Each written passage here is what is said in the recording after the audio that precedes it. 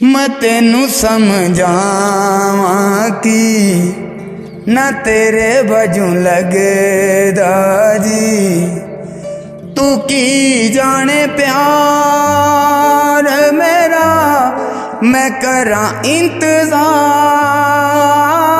तेरा, तू दिल तू यो जान मेरी, मैं तेनू समझावां की ना तेरे बाजू लगे दाजी।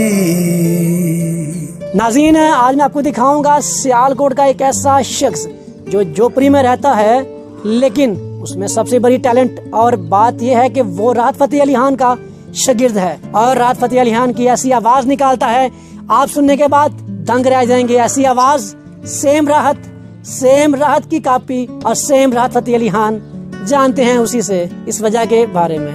रोग मेरा बढ़ता जाए, कोई तो संभाले ना, राहतें मिले अब हमको दिल के दहकने में, मांगू मैं अब क्या रब से, पाया है तुझको जब से, इश्क तेरा हम पे तारी रक्स में जहान,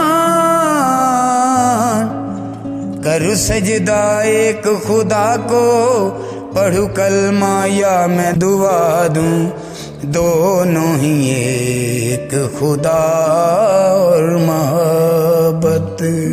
मोहम्मद अशरफ ते राहत फ़तेह अली खान ਦਾ ਕੀ ਮਤਲਬ, ਤੁਸੀਂ ਉਹਦੇ ਸ਼ਾਗਿਰਦ ਹੈਗੇ ਹੋ? ਮੈਨੂੰ ਉਹਨਾਂ ਦੀ ਸ਼ੁਰੂ ਤੋਂ ਉਹਨਾਂ ਦੇ ਵੱਡੇ ਖਾਨ ਸਾਹਿਬ ਹੈਗੇ ਨੇ, ਉਹਨਾਂ ਦੀ ਆਵਾਜ਼ ਮੈਨੂੰ ਬਹੁਤ ਹੀ ਪਿਆਰੀ ਲੱਗਦੀ ਸੀ। ਜਦੋਂ ਮੈਂ ਸੁਣਦਾ ਸੀ ਤੇ ਮੈਂ ਪਤਾ ਨਹੀਂ ਆਪਣੇ ਆਪ ਵਿੱਚ ਖੋ ਜਾਂਦਾ ਸੀ। ਮੈਂ ਆਪਣੇ ਦਿਲ ਦੇ ਵਿੱਚ ਸੋਚਿਆ ਕਿ ਯਾਰ ਇਸ ਬੰਦੇ ਦਾ ਸ਼ਾਗਿਰਦ ਹੋਣਾ ਚਾਹੀਦਾ ਹੈ। ਫਿਰ ਮੈਂ ਸੋਚਿਆ ਕਿ ਉਹਨਾਂ ਦੀ ਆਵਾਜ਼ ਮੈਂ ਗਾਣ ਲੱਗ ਪਿਆ, ਨੁਸਰਤ ਨੂੰ ਗਾਣ ਲੱਗ ਪਿਆ, ਉਹਨਾਂ ਦੇ ਪਿੱਛੇ ਬਹਿ ਕੇ ਤਾੜੀਆਂ ਤੂੜੀਆਂ ਮਾਰ ਰਹੀਆਂ, ਆਪਣਾ ਗਾਣਾ ਗੂਣਾ।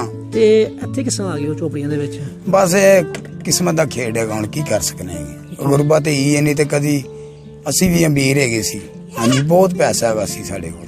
ਤੇ ਗੁਰਬਤ ਨੇ ਐਸਾ ਰੋਲਿਆ ਹੈਗਾ ਕਿ ਕੋਈ ਚੋਰ ਆਇਆ, ਉਹਨੇ ਸਾਡੀ ਚੋਰੀ ਕੀਤੀ, 16 ਲੱਖ ਰੁਪਈਆ ਲੈ ਕੇ ਚਲਾ ਗਿਆ। ਉਸ ਤੋਂ ਬਾਅਦ ਅਸੀਂ ਜਿਹੜਾ ਚੁੱਕੀਆਂ ਦੇ ਵਿੱਚ ਹੈਗੇ। ਤੁਹਾਡੇ ਬੱਚੇ ਕਿੰਨੇ ਨੇ? 4 ਬੱਚੇ ਨੇ ਮੇਰੇ, 2 ਬੇਟੀਆਂ 2 ਬੇਟੇ। ਜਿਹੜਾ ਗਾਣ ਦਾ ਸ਼ੌਕ ਹੈ ਕਿਸ ਤਰ੍ਹਾਂ ਆਇਆ? ਇਹ ਸ਼ੌਂਕ ਮੈਨੂੰ ਬਸ ਬਹੁਤ ਹੀ ਜਾਣੀ ਕਿ ਜ਼ਿਆਦਾ ਸ਼ੌਂਕ ਹੈਗਾ ਮੈਨੂੰ ਗਾਣ ਦਾ। ਕਿਹਨੂੰ ਵੇਖ ਕੇ ਆਇਆ, ਰਾਹਤ ਨੂੰ ਕਿ ਨੁਸਰਤ ਨੂੰ? ਉਸਤਾਦ ਨੁਸਰਤ ਨੂੰ ਵੀ ਵੇਖ ਕੇ ਆਇਆ ਤੇ ਇਹ ਰਾਹਤ ਨੂੰ ਵੇਖ ਕੇ। ਮੈਂ ਹੋਰ ਪਾਕਿਸਤਾਨ ਦੇ ਸਿਰੇ ਟੈਲੈਂਟ ਮੈਂ ਸਿਰਫ ਰਾਹਤ ਦਾ ਤੇ ਨੁਸਰਤ ਦਾ ਹੀ ਹੈਗਾ, ਹੋਰ ਮੈਂ ਕਿਸੇ ਨੂੰ ਗੁਲੂਕਾਰ ਇੰਨਾ ਖਾਸ ਨਹੀਂ ਸਮਝਣਾ। ਸਿਰਫ ਮੈਂ ਉਹਨਾਂ ਦੀ ਆਵਾਜ਼ ਹੀ ਲਾਈਕ ਕਰਨਾ ਹੋਗੇ।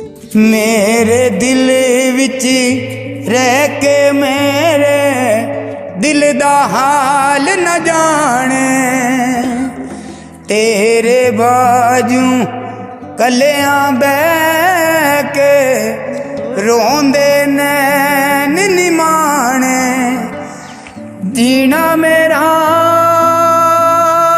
है मरना मेरा, नाल तेरे सी कर एतबार मेरा, मैं करा इंतजार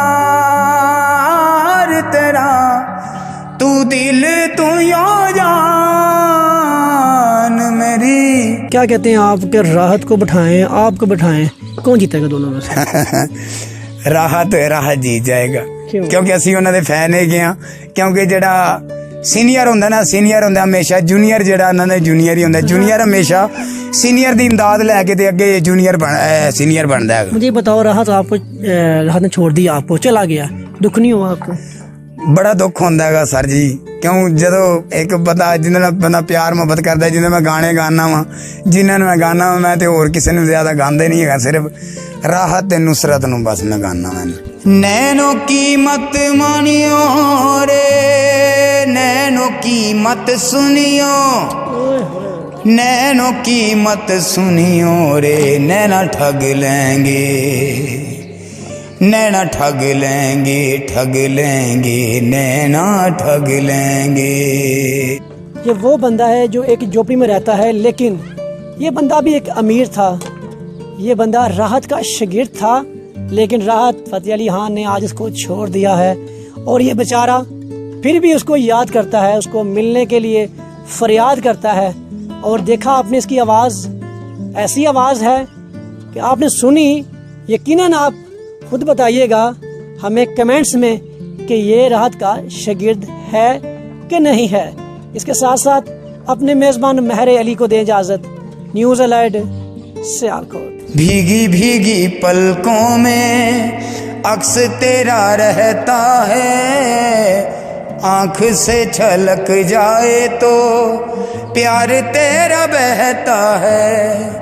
मांगू मैं अब क्या रब से, पाया है तुझको जब से, इश्क तेरा हम पे तारी रक्स में जहां